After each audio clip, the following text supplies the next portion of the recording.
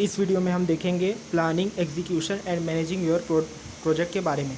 अधिकतर स्टूडेंट्स को ये आइडिया नहीं होता है कि उन्हें प्रोजेक्ट को कैसे शुरू करना है। ये अंडरस्टैंडेबल चीज़ है, ये समझने लायक चीज़ है, क्योंकि ये पहली बार होता है कि उन्हें बहुत सारी लार्ज अमाउंट ऑफ वर्क करना पड़ता है जो कि प्रॉबेबली पुअरली डिफाइंड होता है।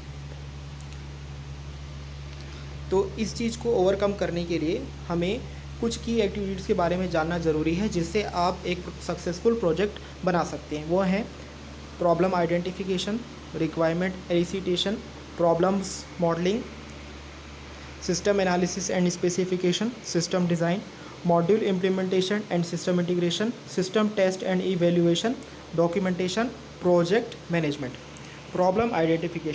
प्रॉब्लम आइडेंटिफिकेशन इन्वॉल्व करता है बहुत सारा बैकग्राउंड वर्क जो कि जनरल एरिया होता है प्रॉब्लम का। नॉर्मली इसका मतलब होता है यूज़ ऑफ प्रायर एक्सपीरियंस। यदि आपके पास पहले से कोई एक्सपीरियंस है तो आप उसको यूज़ कर सकते हैं। टिपिकली एक्सपीरियंस जनरली आपको नहीं होता है, तो it requires an ability to look at domain. ये रिक्वायर करती है एक एबिलिटी डोमेन के बारे में जानने के लिए। एग्जाम्पल, टेली कम्युनिकेशन और इंजन कंट्रोल एट ए डोमेन, ताकि हम आइडेंटिफाई कर सकें उन इश्यूज़ को जिनको कि एड्रेस किया जाना है और जिनसे कि हम प्रॉब्लम को सॉल्व कर सकते हैं। एग्जाम्पल, एलिमिनेशन ऑफ नॉइस और cross talk on a communication channel और engine control for temperature dependent fuel efficiency. इसके अलावा इसमें ऑल्सो रिक्वायर्ड होता है कि अंडरस्टैंडिंग ऑफ थ्योरेटिकल इश्यूज़ जो कि जिससे कि आप प्रॉब्लम को मॉडल कर सकते हैं। पहली चीज़ जो आपको प्रोजेक्ट के बारे में ये करनी है कि आप एक एक्सपर्ट बने प्रॉब्लम के बारे में, attend a problem domain expert. Same time पे ये आपको ये भी जानना होता है कि आप कैसे हैंडल कर सकें उन टूल्स को जिससे कि आप प्रॉब्लम को सॉल्व कर सकते हैं। ये इंक्लूड कर सकता है operating system, programming language, specific application programming language, API definitions, application programming interface, API definition, class libraries, tool kits या फिर कोई application specific analysis utilities. That is, इसके अलावा आपको ज़रूरत पड़ती है to become a solution domain expert. Only way to become an expert both the problem domain. सिर्फ एक तरीका जिससे आप एक्सपर्ट बन सकते हैं प्रॉब्लम डोमेन और सॉल्यूशन डोमेन में, वो होता है ज़्यादा से ज़्यादा सीखना अपने एरिया, अबाउट द एरिया, और उसके बारे में लर्न करना क्विकली और एफिशिएंटली जितना पॉसिबल हो सके। बहुत सारे लोग इसी चीज़ पे आके अटक जाते हैं, इसी फर्स्ट स्टेप में, और वो अपने आप को एक अनस्ट्रक्चर्ड रिसर्च में फंसा लेते हैं जिसमें पढ़ते बहुत हैं लेकिन सीखते बहुत थोड़ा हैं। तो यहाँ पर कुछ टिप्स हैं इस चीज़ को अवॉइड करने के लिए। कलेक्ट करिए पेपर्स, आर्टिकल्स, बुक चैप्टर्स जो आपने टेक्नोलॉजिकल एरिया के बारे में पढ़ सकते हैं, और उनका एक कॉपी बनाइए अपने पर्सनल आर्चिव के लिए। इस बात का ध्यान रखें कि आपके पास फुल साइटेशन इंडेक्स हो, मतलब आप ज़रूर रिकॉर्ड करें एग्जैक्टली किस लोकेशन से या किस लोकेशन से आपने आर्टिकल को कॉपी किया है। टिपिकली आपको रिकॉर्ड करना है title of article, authors, name of magazine, journal, book, volume and number of journal और मैगजीन, पेज नंबर। यदि ये किसी बुक का चैप्टर है और ऑथर और चैप्टर डिफरेंट है from the editor of the book से, तो आपको रिकॉर्ड करना होगा दोनों सेट ऑफ नेम्स को। सारे आर्टिकल जो भी आप कलेक्ट करते हैं वो सभी इक्वली इम्पॉर्टेंट या रिलेवेंट नहीं होते हैं। हो सकता है कि इसमें से आपको सभी को प्रॉपर अटेंशन देने की ज़रूरत नहीं है, लेकिन ये इतना आसान नहीं है कि आप बिना उन्हें पढ़े आप ये जान सकें कि वो कितने रिलेवेंट हैं। आप कैसे प्रोसीड करेंगे? इस डिलेमा को सॉल्व करने के लिए हमारे पास 3 तरह के लेवल्स ऑफ रीडिंग होते हैं। फर्स्ट होता है शैलो रीडिंग। आपको जस्ट रीड करना होता है आर्टिकल को क्विकली, ताकि आप एक इम्प्रेशन ले सकें ऑफ द जनरल आइडिया। उसको 2 बार पढ़ें। इसे पढ़ने में आपको आधा घंटा या 1 घंटा लग सकता है। सेकेंड होता है मॉडरेट रीडिंग। आपको आर्टिकल को डिटेल में रीड करना है और अंडरस्टैंड करना है सारे मेन कॉन्सेप्ट को।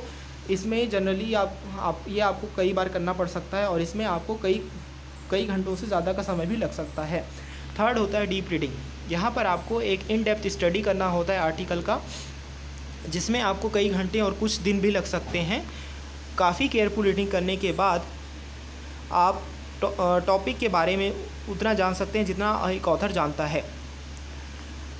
The way to proceed with your reading. आपको रीडिंग के लिए कैसे प्रोसीड करना है? शैलो रीड करना है एवरीथिंग, और राइट करना है एक 5 लाइन समरी ऑफ आर्टिकल। यदि आप ये समझते हैं कि आर्टिकल डायरेक्टली रिलेवेंट है आपके प्रोजेक्ट से तो उसे लेबल कर लें और इसे पुट करें a list of article to be read at next level. आपको उसकी नेक्स्ट लेवल रीडिंग भी करनी पड़ेगी, जिसे हम बोलते हैं मॉडरेट रीडिंग। आपको सारे लेबल्ड आर्टिकल्स को रीड करना है और एक पेज समरी लिखनी है। यदि आर्टिकल डायरेक्टली यूज़ होने वाले आपके प्रोजेक्ट में, example as a basis for hardware design और ए सॉफ्टवेयर एल्गोरिथम, तो आपको उसे ऐड करना चाहिए list of articles to be read at next level, यानी कि डीप रीडिंग। आपको सारे डीप रीड आर्टिकल्स पढ़ने हैं और उनके ऊपर एक्सटेंसिव नोट्स लिखने हैं। यहाँ पर आपको ये नोट करना है कि reading in phase of the project में काफ़ी समय लग सकता है। There are lots of reading and writing to be done, और ये ओवरलैप हो सकता है partially with some of other early task, जैसे कि रिक्वायरमेंट एलिसिशन। तो ये बहुत ही इंपॉर्टेंट है कि आप इस बात को रियलाइज़ करें कि फुली अंडरस्टैंड करना किसी भी टॉपिक को, तो उसको आपको अपने खुद के वर्ड्स में लिखना पड़ेगा। यदि आप उसे खुद के वर्ड्स में एक्सप्रेस नहीं कर पा रहे हैं, बोल नहीं पा रहे हैं, तो आप उस चीज़ को ट्रूली अंडरस्टूड नहीं कर पाएँ यूज़फुल वे में। सो ये बहुत इंपॉर्टेंट है आपको तीसरी बार कहना कि writing is an essential part of understanding.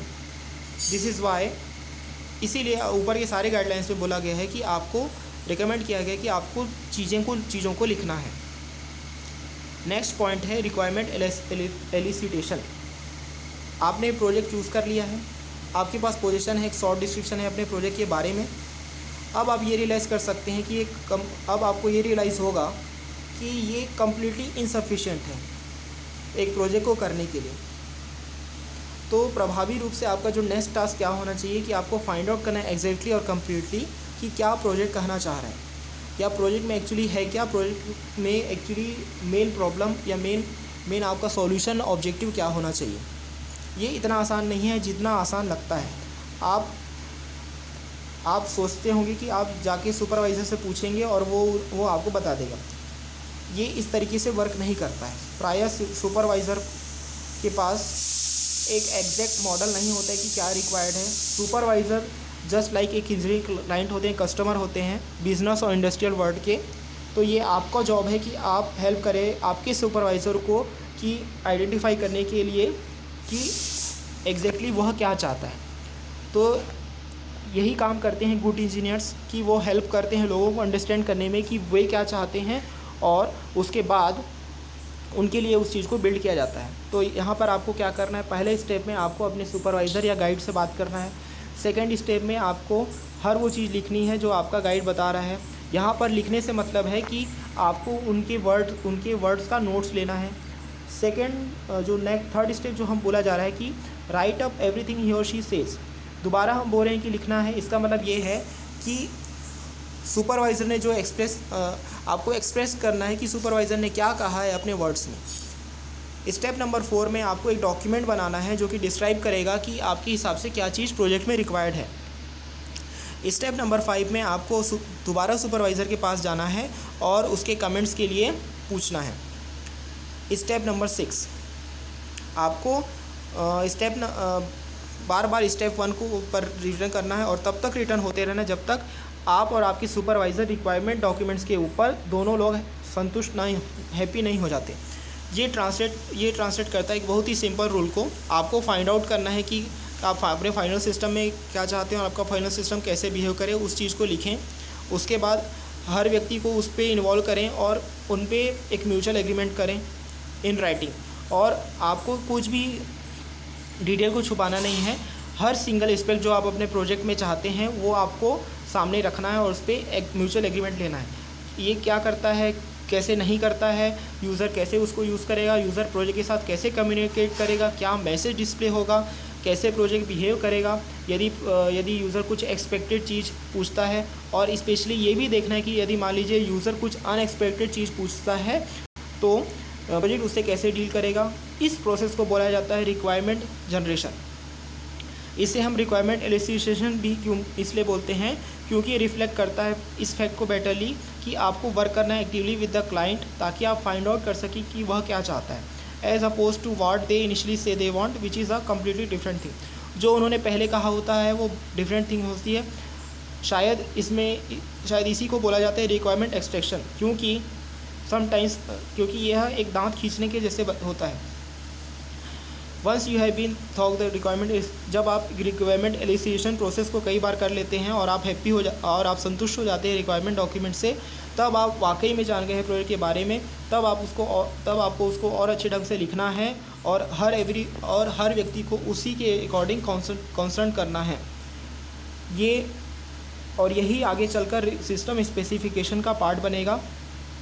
इसी को बोला जाता है कि आप क्या करने जा रहे हैं आपको पता चले। नेक्स्ट वीडियो में हम आपको बताएंगे प्रॉब्लम मॉडलिंग के बारे में।